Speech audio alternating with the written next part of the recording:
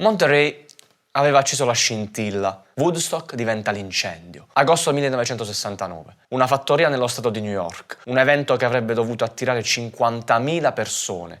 Ne arrivano quasi 800.000. È la nascita di una nazione temporanea. La Woodstock Nation. Ma ogni mito contiene il proprio tramonto.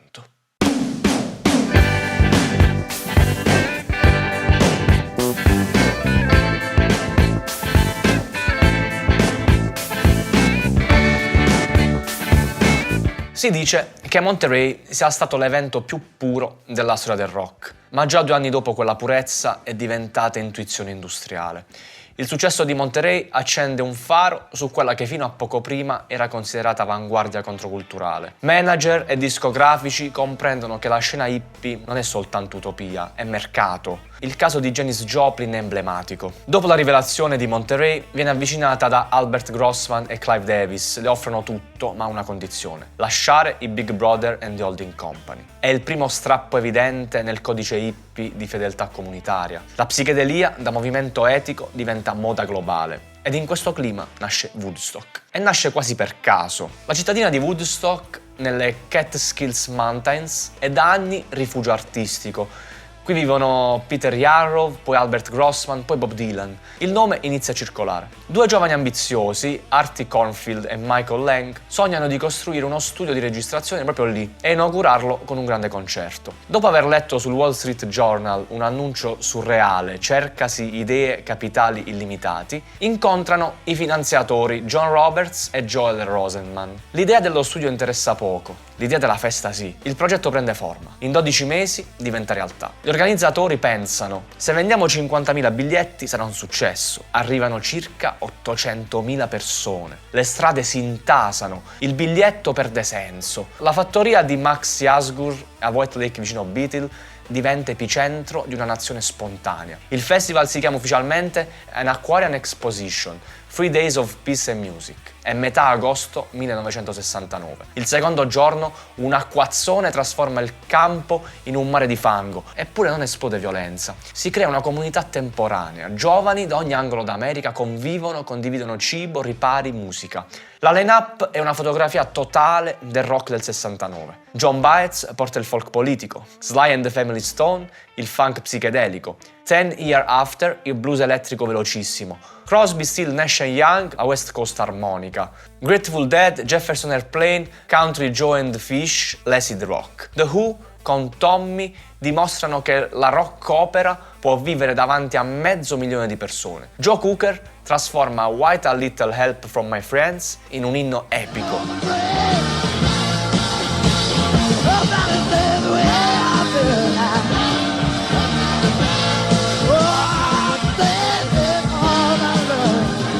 Richie Havens apre improvvisando Freedom. Freedom, freedom.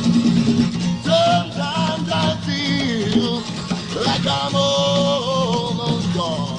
Harlow Guthrie fonde folk e ironia. E poi c'è Santana. Per molti è una rivelazione, un suono che oggi definiremmo Latin rock o Afro-Cuban psychedelic blues. Allora era semplicemente energia pura.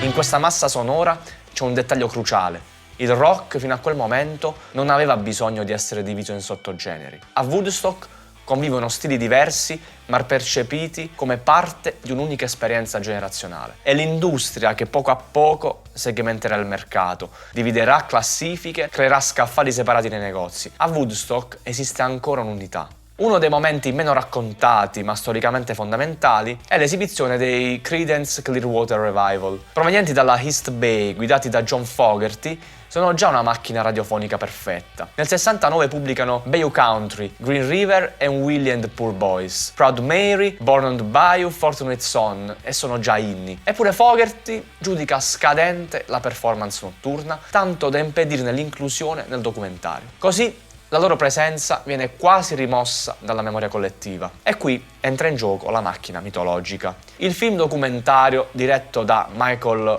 Wadleigh per la Warner Bros., vince un Oscar. È È l'unica pellicola rock a riuscirci. Il triplo album ufficiale vende milioni di copie. Gli organizzatori dichiarano perdite economiche, ma il sistema culturale che nasce attorno al mito genera profitti enormi. Woodstock diventa simbolo globale, l'immagine della colomba sul manico della chitarra diventa icona. Ma mentre la Woodstock Nation celebra il proprio apice, il sistema economico osserva. I giovani sono un target group perfetto. Moda, musica, abbigliamento, atteggiamenti. La No Logo Generation diventa marchio. E poi arriva il contraccolpo. Meno di 4 mesi dopo, Altamont. I Rolling Stones organizzano un concerto gratuito in un autodromo dismesso nel nord della California. Gli Hells Angels fanno da security. Durante il set degli Stones, un giovane afroamericano, Meredith Hunter, viene accoltellato e ucciso. Altre 3 persone muoiono nel caos. Altamont è la fine simbolica dell'utopia.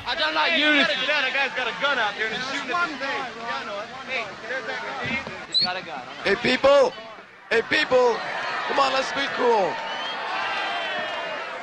People, please! Se Woodstock è apoteosi, Altamont è un incubo. Nel frattempo, un'altra ombra si allunga. Brian Jones muore il 3 luglio del 69. Poi tra il 70 e il 71 muoiono Jimi Hendrix, Janis Joplin, Jim Morrison. L'eroina sostituisce l'LSD. Il Club 27 diventa leggenda nera. L'ultimo grande atto dell'epoca è il Festival dell'Isola di White nel 1970. Hendrix e Morrison vi compiono le ultime apparizioni importanti. Circa 600.000 giovani europei tentano di replicare Woodstock, ma qualcosa è cambiato. La distanza tra palco e pubblico aumenta, nascono i mega show. Il clima è teso. Leonard Cohen e Joni Mitchell affrontano folle irrequiete. Se Woodstock chiude i 60, White apre i 70. E niente sarà più come prima. 500,000 people have come to the Isle of Wight for this festival. One of the reasons is on the stage now. Please welcome The Dog. Come on, baby, light my fire. E in descrizione una playlist con 10 brani essenziali.